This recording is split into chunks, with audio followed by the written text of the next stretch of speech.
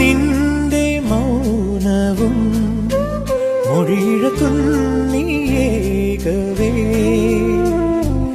എന്നും ഈ വഴി കനവോട് കാത്തിരുന്നു ഞാൻ.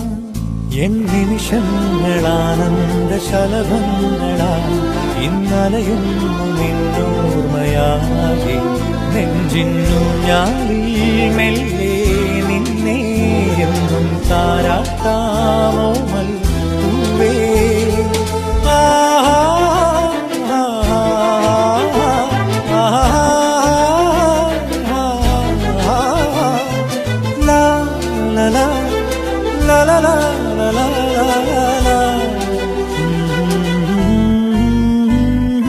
ഹേമന്തമെൻ കൈക്കും